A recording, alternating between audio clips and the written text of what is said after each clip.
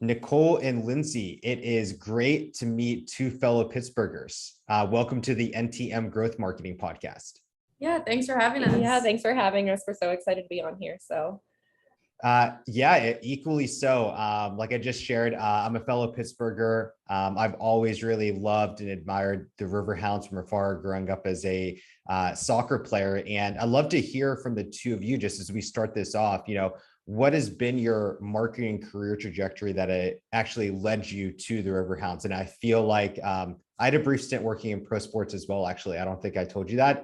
It's such a dream job for so many people, and especially being able to do digital is definitely a dream job for so many people. Yeah. So you just want to talk about like how we kind of landed here, I guess. What was your marketing path that led you to the Riverhounds?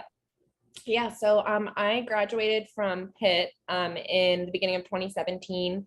From there, I worked for a small chiropractic clinic and was the marketing coordinator there for about 2.5 years. But I was the sole marketer there. So I was kind of the entire department. And I'm sure, anyone in marketing kind of has had that situation before, that you're the marketing team. So I was there for about 2.5 years. From there, I moved to a company who is one of the top real estate and commercial development companies in Pittsburgh.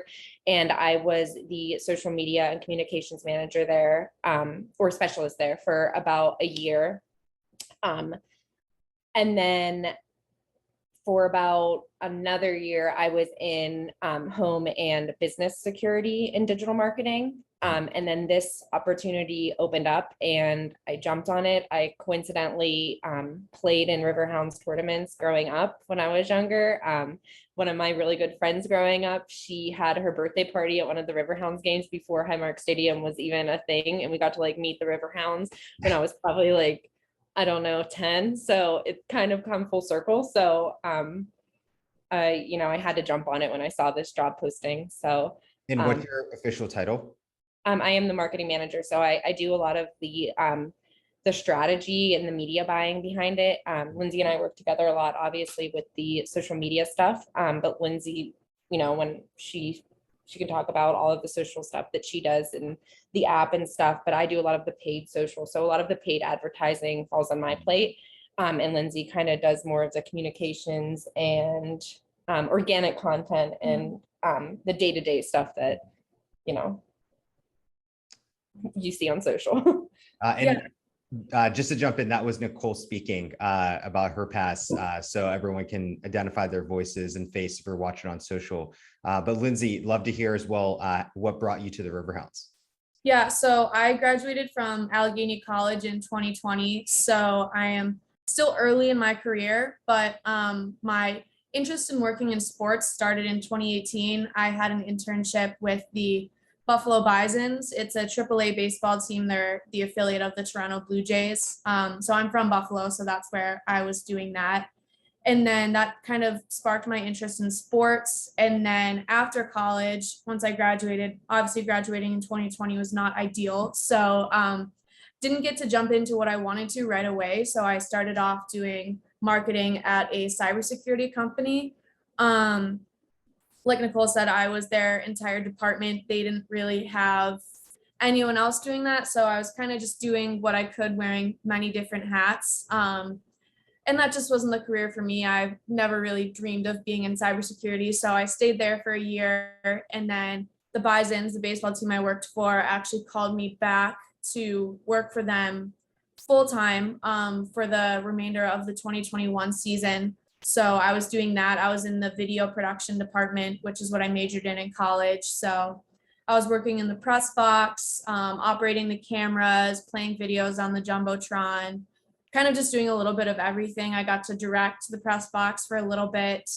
And then I knew I wanted to move beyond Buffalo. So I was looking for jobs while I was working in baseball. And it was a very long search, a long and painful search, as most people experience. But I found the job with the Riverhounds. I've always wanted to live in Pittsburgh, and I never knew I'd be working in soccer, but I really like it. It's a lot of fun. And I've been here for almost a year now. So What do the two of you like most about your job?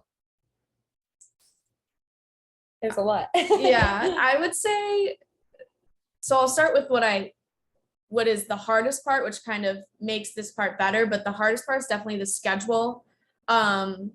We work 6 days a week. We work every Saturday, sometimes on Sundays, obviously longer days. So that can get tough. But what helps is that I definitely have the coolest job out of, anyone that I know. My office is a stadium. I can go out onto the field whenever I want. We get to know the players and the coaches pretty well. Working the games is really cool. So I'd say the overall experience is it's definitely a dream job. So it makes all of the more difficult stuff worth it. Yeah, I'm gonna have to agree with that. Like we always say, like driving to a stadium for work for your 9 to 5, like that is not a terrible gig at all. So that makes it super special. And just seeing the moment that everything that you worked so hard to do come together. So that's for us is game day. So seeing a packed stadium, or we see, the revenue records getting broken because of all the hard work that us and our team did together. That it's just so rewarding that, I think everyone that's had like a successful marketing campaign has felt that, but seeing it in person, seeing thousands of people coming together to enjoy what you do every day for work, it's really, really rewarding and really awesome. So in your specific lane of work of marketing at the Riverhounds, I'd love to hear in your opinion, what makes a good marketer and what allows someone to thrive in marketing in the pro sports industry? Sure. I think that being a good marketer, you have to, it's not just a one and done. You get your degree and you apply that knowledge, because I'll be honest, like I graduated like coming up 6 years ago, and I can say that there's not a lot of my degree that I'm like, the foundation's there. I learned that in school. It was great education, don't get me wrong, but none of like the actual day-to-day things like paid social media ads, how to optimize an ad and report on all of these things that we have to keep track of to make sure we have a successful campaign. I didn't learn that in school. So you gotta always be willing to learn, because, as Lindsay knows with social media, like what can be worked, we could have a great account, and then all of a sudden the algorithm changes and we're not getting any post views. So you have to constantly be learning. You have to constantly be creative and outside the box, and you have to act fast, because there's trends, there's memes, there's everything. You got to be on it, and you can't ever really be off your phone, off the internet. You got to kind of have your mind going for marketing all the time. Being a creative person, I've always been creative, so I love that.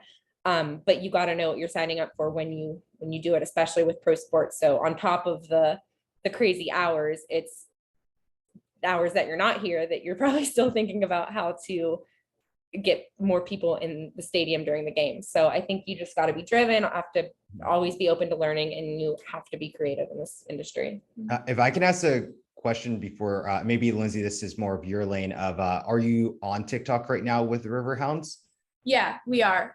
So when I got here, just to jump in, can you share a little bit of, what was that thought process as an organization? As to your point, Nicole, 6 years ago, TikTok wasn't even a thing. It would have been Musicify or Musically, whatever it was called back then. So that's a totally different beast and animal to tackle. And maybe you can talk a little bit about that in the original question too, as well, Lindsay.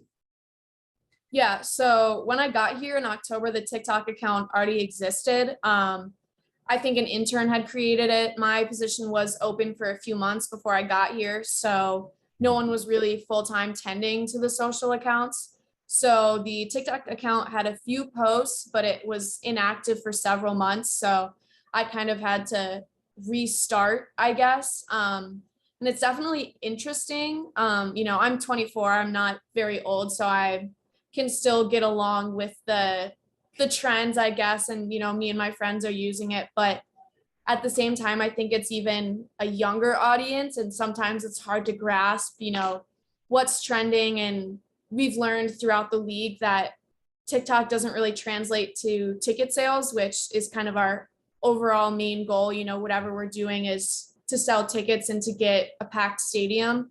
So it's kind of a balance of like, how much do you prioritize it? Because for me, marketing is a lot about showing people, what you're about, giving the team a personality. And I think TikTok's a really great avenue to do that, because we can do funny videos, we can do trends, everything like that you already see on there. But I'm doing a lot of different things at once. So I've kind of got to prioritize, like, how important is it to me to take the time making that content when it might not take off. And if it does take off, it's still not going to translate into ticket sales. So I would say it's definitely, it kind of falls to the bottom of my list if I'm super busy. It's a great thing for interns to help with, because they're in college, they're using it more. It's kind of a good thing to do in your downtime, which we don't really have a lot of that, especially in season. So we have an interesting relationship with TikTok, and I think it's something we're still working on. Who is your avatar of that dream, customer that you want packing that stadium, if maybe those people aren't on TikTok? Yeah, I mean, we'll take anyone. We just we love having a packed stadium. We've got lots of families, younger people, older people. We've got different groups coming in, whether it's a summer camp or an organization that's helping place refugees in Pittsburgh. We've really got a huge range of fans. And obviously, we try and optimize who are our ads targeting, or who's going to buy the most tickets, things like that, who's going to spend the most money on concessions. But I wouldn't say we have a specific fan that we're looking for. We're really trying to diversify our audience and just get as many different people as we can into the stadium. Yeah, and I would say to Lindsay's point, like, we don't really have a, one ideal person here, because we do have like some I'm sure there's a bunch of people. Sure. Yeah. We have some bigger like main buckets though, if that helps. So like one of them would of course be a diehard soccer fan, but we probably already have had them at the stadium. If they're a diehard soccer fan, they know the soccer team. We've been here since 1999. So we also have those people that are entertainment seekers. So people that are following influencers and blogs, think people that go to music festivals or beer fest or new restaurants that are opening. That's a big market for us. I'm thinking of this like gentleman in Lawrenceville with the funky mustache. Exactly. That's him. That's our guy. Saturday and Sunday. Yeah. Yeah. And then another big one is families with younger kids. It's such an affordable family night out, especially in relation to some of the other city-based stadiums. We have, just as great as a view, a great atmosphere, and I think families really do enjoy coming out. So probably kids up to, I would say, 10 to 12 or maybe around that age range. So I would say like families, entertainment seekers, soccer fans, and then just people that are looking for something different to do in Pittsburgh. It's kind of like a hidden gem. So that's what our job is, to make it not so hidden. But I think we have a lot of way to go, but I think we really are getting there with kind of identifying our fan base and our buyer personas and our different ticket buyers and what they look like. Are you seeing any trends in Pittsburgh, just maybe with the youth soccer movement? Now the U.S. men's national team is actually respectable and they're going to be in the World Cup. Do you see citywide trends of soccer on the rise? And it doesn't hurt too that the Riverhounds are the only competitive pro sports team in the summer in Pittsburgh.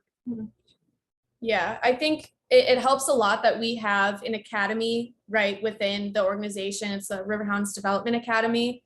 And they're growing really fast over the years. They've got programs from, I think the youngest kids are like 3 or 4. It's a little grassroots programs just for kids to kind of run around on the field, up to the competitive level. Kids are, playing through high school and then going D1.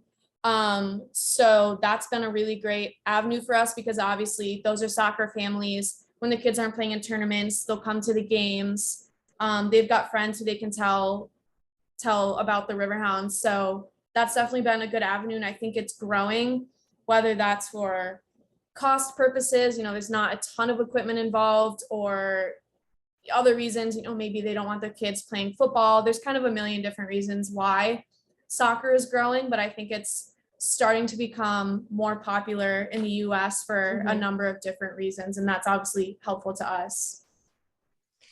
Something that was brought up a few times was the idea of focusing on marketing mediums that actually drive your end goal, which is ticket sales. Where are you finding success either on or offline with marketing? I know it's not going to come as a surprise to you when I say digital and paid social. So paid social ads are our sweet spot. Like our return on it is probably, I would say, like 300 to 400%. So we're optimizing our budget. When I came in, we already had some billboard spots, so that was more for like the brand awareness aspect. But we're at the point in the season, we're more than halfway through that. We've done a pretty good job with getting who we are out there, and Pittsburgh's first soccer team, Riverhounds, Station Square. And so now we're kind of in to make sure I heard that correct. So part of your advertising plan and marketing is brand awareness, and then at a certain point of the season, everyone's aware and you need more direct call to actions to buy now. Yeah, it kind of, and it's kind of a lot of our organization for the front office is newer, like us. So a big part of as a front office was the brand awareness, because there were obviously some gaps and holes in staffing and through the pandemic and everything. So we're kind of like starting fresh. So we kind of just wanted to get our name out there. This is a cool thing to do in Pittsburgh. We think we did a pretty good job at doing that. So now we're kind of optimizing all of our ad spend more towards digital. We're looking into some Google and remarketing ads, all the fun stuff with Facebook Pixels, and we can do that with our ticketing platform and all of that stuff. But we've really been seeing a really good return on digital and paid social, and it's easy because we can measure it with all the different codes and tracking and UTMs and all of those are a lot of fun. The fun stuff that people don't realize that goes into it. But we're focusing really heavily towards digital and mostly paid social. So is there any offline medium you're using that surprised you that, wow, this brought in some degree of results or awareness? Or is it just hard to track, like when you put a billboard up on Mount Washington? It's hard to track because, I've always been told like billboards, 7 words or less. So that includes your link or your QR code. And you really don't want people scanning QR codes if they're driving on 79. Yeah. So it's really hard to track. So we don't really know. Right.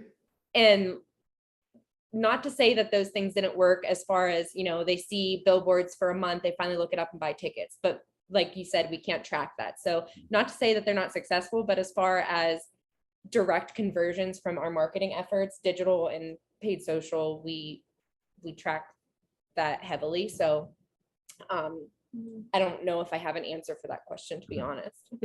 No, I was curious, as I heard in a different podcast interview, different business model, but direct mail was actually really performing well from them. And they're investing more in direct mail than Facebook ads at the moment. Yeah, and I could definitely see that with even being able to utilize like QR codes now. Like they were a thing, and then they kind of just were like, they existed. But now, and I don't know if it's ever since the Super Bowl commercial with the QR code that was bouncing, I feel like companies are using them extensively. And now all these different platforms that you can create the QR codes and track them and track the scans, when, where. So I think that makes sense with the direct mail, because like if you can throw on a QR code there or like a bit.ly link that you're able to track, I think that's kind of bringing like the digital age of marketing into the traditional means of advertising. So it's not super surprising, but I like that outlook a lot, because I think it's a big opportunity for a ton of different businesses to use that. Can you talk a little bit about in your advertising campaigns? And Lindsay, I have a few questions for you that are in my mind. Are you using video at all in your campaigns? And if so, can you talk a little bit about how that's being effective for the brand? Yeah. Google video. Yeah. So, for example, we did one that, well, just to give a little background, like we're kind of like the content creators too. Like Lindsay, we have a nice video camera, so she'll get a lot of our videos. We have a in-game presentation and video coordinator who helps us edit everything. So just a little background for that. But we did put some like hype videos, and one was like a Google search that we had to get approved by Google that said like fun things to do in Pittsburgh this weekend, and then it was just all clips with like, oh, that's a great search to have. Yeah, so we got it approved by Google and whatnot, and it has a really, really good like click through rate. Yeah, whenever we run it. So I've been trying to play around with that and the different audiences and doing some split tests with, video and graphic, but video is king, I feel like. So and then showing it's a good advertising mean to show people what we are and what it's like here. We can kind of like bring the game day atmosphere and the stadium experience to them in video form. So we try to utilize it as often as possible. I know Lindsay, she can talk more about it, but she tries to do as much video as possible on our social media. Yeah. Can you share, Lindsay, of anything that you want to share? And also what's on my mind is what makes an effective video that actually creates engagement for people.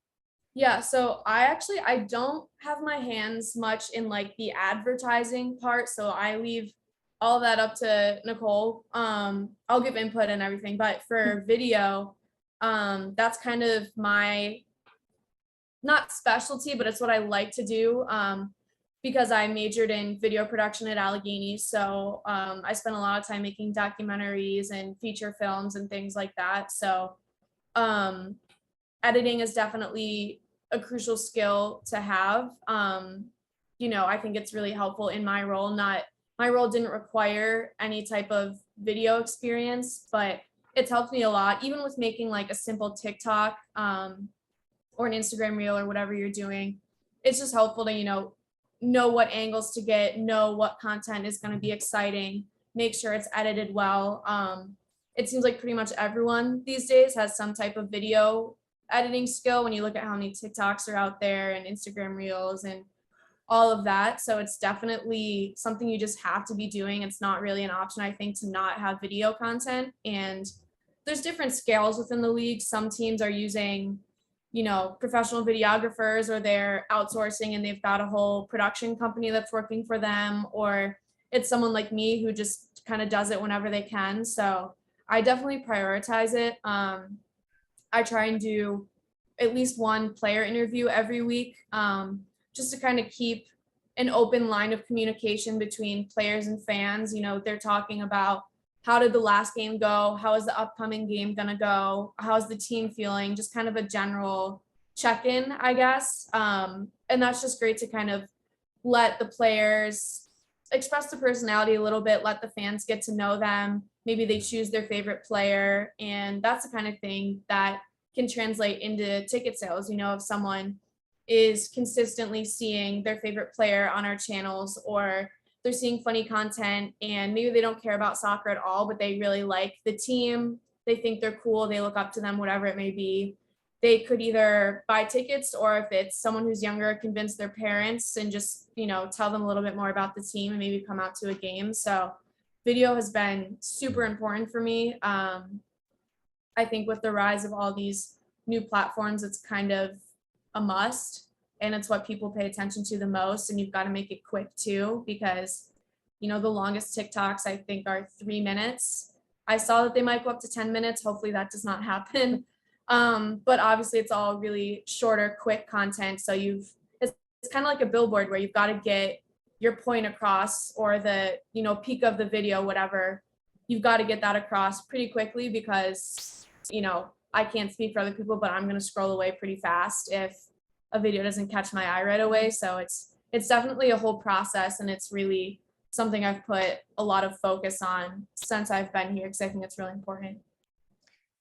Do you offer any coaching or support to the players of how to manage their profiles, or is that completely up to them? Yeah, we do not. We talk to the players often. Usually it's more the communications department, because we've got to work directly with them. But yeah, we don't really have any say or control over what they're doing. It's kind of up to them how they want to utilize it. You know, some of them have brand deals and will post every single day. Other guys haven't posted since 2016. So it's kind of, and some guys don't even have social channels. So there's kind of a very wide range of usage, I would say. And, you know, then it gets into with the Players Alliance, they've got rules on, you know, we can't use a single player for a marketing campaign. You know, if we're trying to sell something, we've got to use at least 3 players. For obvious reasons, you know, because we can't use their likeness to market for free. So there's guidelines with that too. So it's kind of a slippery slope when you get into, you know, telling them what to post or suggesting things like that. So we don't do that very often. For the players who are actively posting and engaging with their community on their own terms, can you talk about how that's a really powerful tool for the Riverhounds?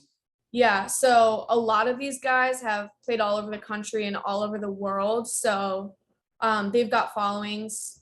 Some of them are pretty big. I would say some of them just have a couple thousand. Some just use it for family and friends. But I think some are not necessarily like influencer like, but you know, they're trying to get followers from all over the place. And the guys who are doing that usually make it very clear that they play for us, you know, posting in-game photos, posting photos of them on game day in their game day outfits, showing up to the stadium, and they're always tagging us or talking about the team. So that definitely helps because they could have followers from somewhere else who didn't know anything about us, but now that this guy has come to our team, they're going to follow us there too. So that doesn't necessarily translate into people physically showing up to our games, because if they're all over the world, you know, they're not going to come from Trinidad and Tobago to see us. But I think it still helps with our overall following. And, you know, once our following goes up, then brands are more interested in working with us. So it's kind of a whole cycle. So short answer, it does help when players do post about us and engage with our content. What does marketing look like for the two of you when you're not in season? So Nicole has an That's experience. That's a good question. I don't know either. Yeah. With both of you being so new. Yeah, she hasn't experienced an off season yet. And my first couple weeks, besides, you know, the season ending, I basically started in the off season. And that was definitely tricky because I was still learning about my job, so I didn't really know what I should be doing. I think we're both looking forward to the off season this year. Obviously, the season is awesome and it's the best part of the year, but the off season we can kind of workshop things, take care of some bigger projects that we don't have time for right now. There's just a lot that I think we're planning on doing. You can speak to it. Yeah, there's just so many things that we, like I said, all of us being newer. There's so many things that we all have, you know, endless creative ideas saying that's an off-season project, that's an off-season project. So we will say that one of our president, he started last week. He's actually from the Orange County Soccer Club in our league. I saw that. So he started last Monday. So of course he has a million great ideas too. So we have just a lot of work to do in the off season as far as pretty much building from the ground up. So it's going to probably be busier than regular season. So, you know, we have a lot of stuff with the merch store coming up. We have season ticket holder benefits and plans, restructuring, any type of ticketing system, and, you know, everything that goes smoothly on game day during the season is going to be a product of the off season.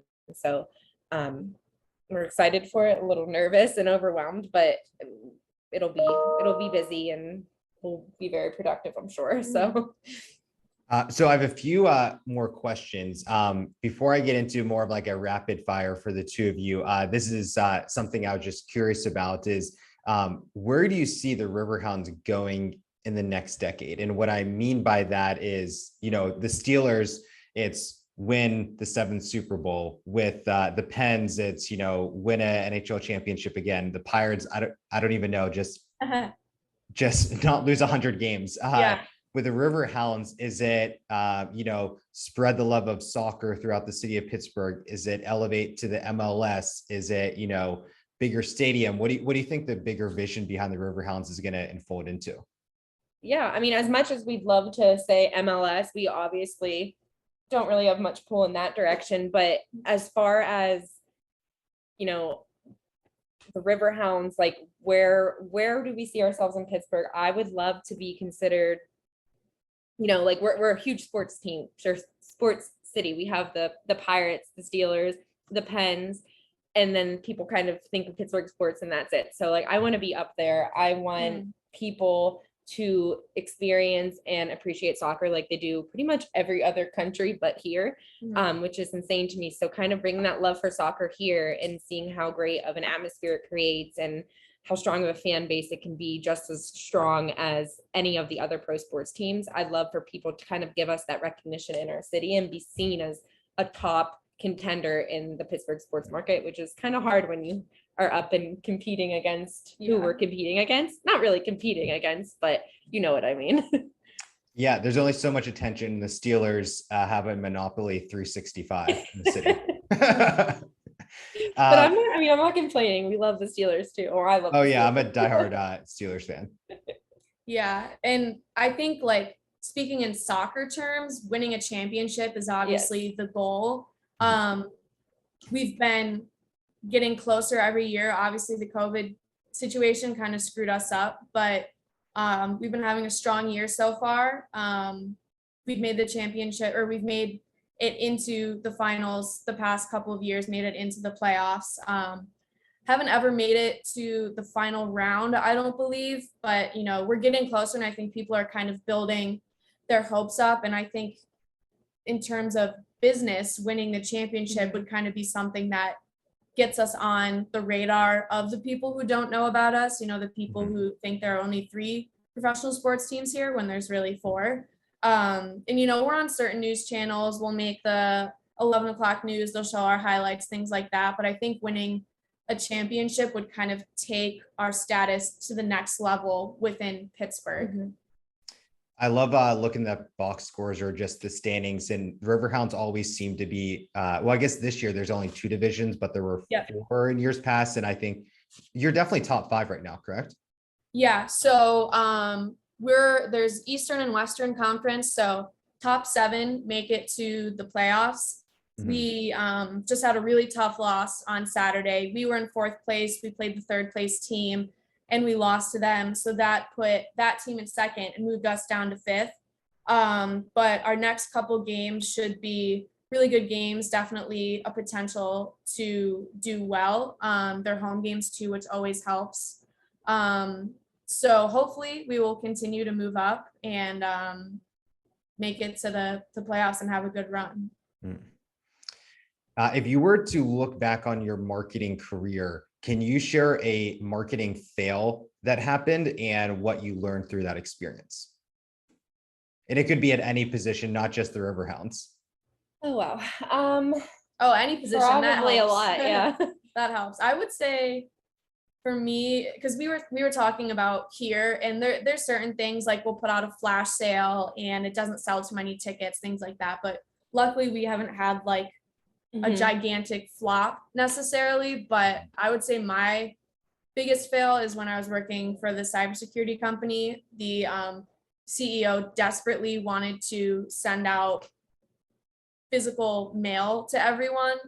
And I spent a lot of time handwriting on the envelopes, folding the papers, like very monotonous, extremely time-consuming tasks. And I think we sent out 500 letters and got 1 response. So kind of a massive waste of time. And we knew other people in the company I was working with knew that would happen, but if the CEO says to do it, then you do it. So it's kind of a bummer that we spent so much time doing that, but I don't work there anymore. So yeah, I would say mine, my first job, the chiropractic office. So they were around for about 20 years. And then the owner, who is still a really good friend of mine, she wanted to medically integrate. So she wanted to get into like stem cell therapy and all of these really competitive markets. And we completely rebranded the clinic and changed the name, new logo, new branding,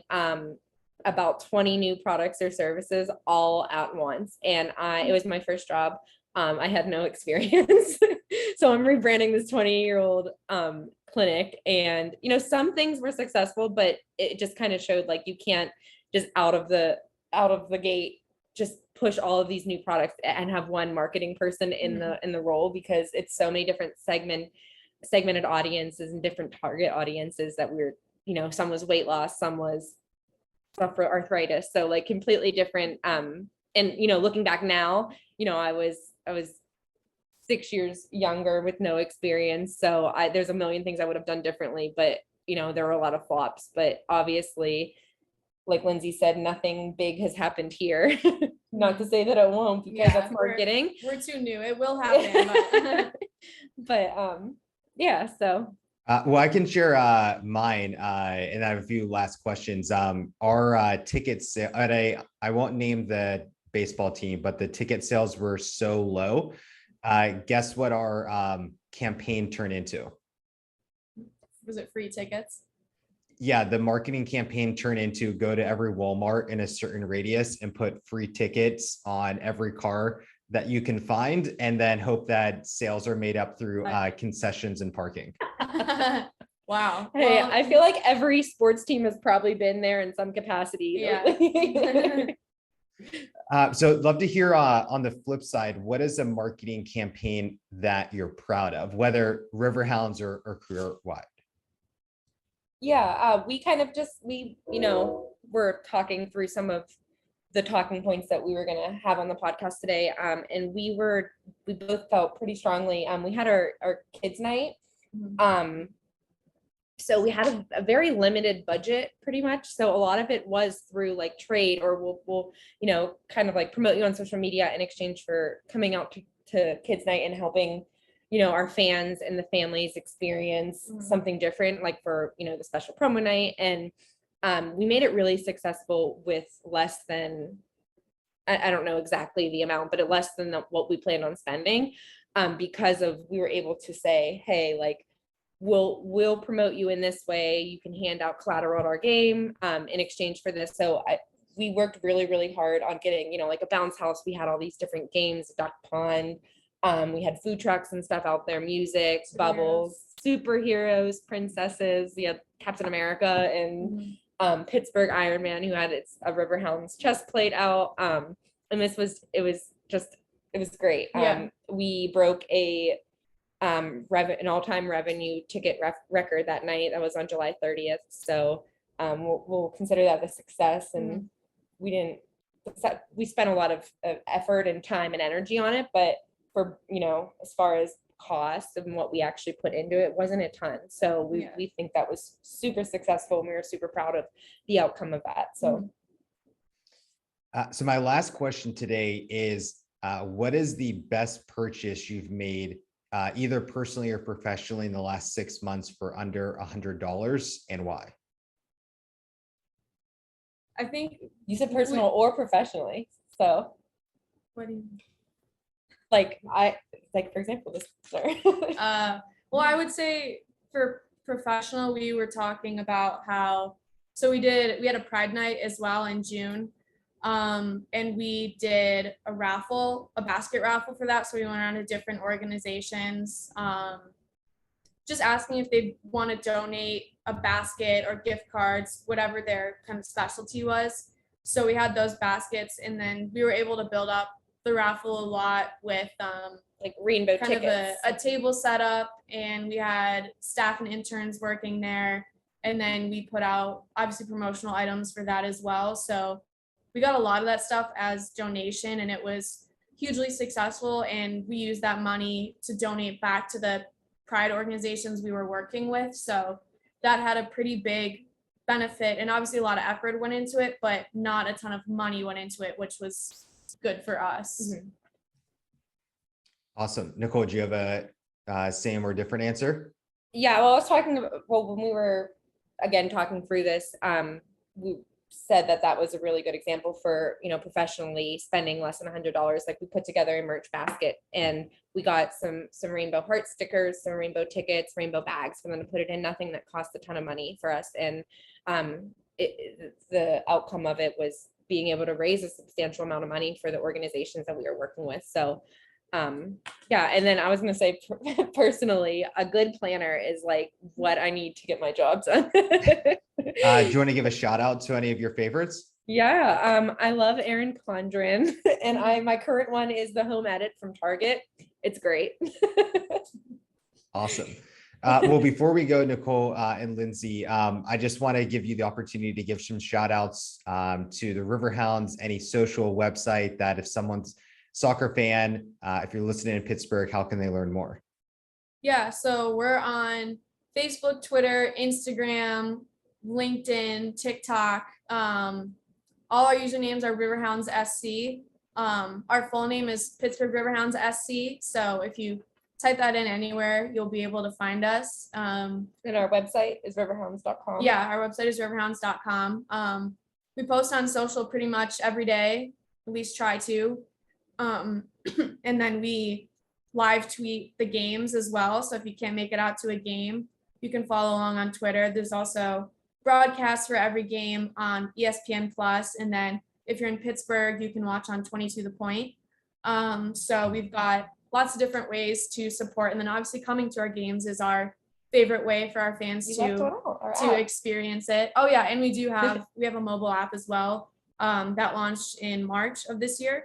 So that's great for kind of personalized notifications. You'll find out things on there a lot sooner than you would on social because it's coming right to your lock screen. So that's been fun running the app. So that's a big one too. And that's in the App Store just under Pittsburgh Riverhounds SC. Perfect. Well, Lindsay and Nicole, thank you so much for your time today. It was an honor speaking with you and good luck the rest of the season. Yeah, thank you so much.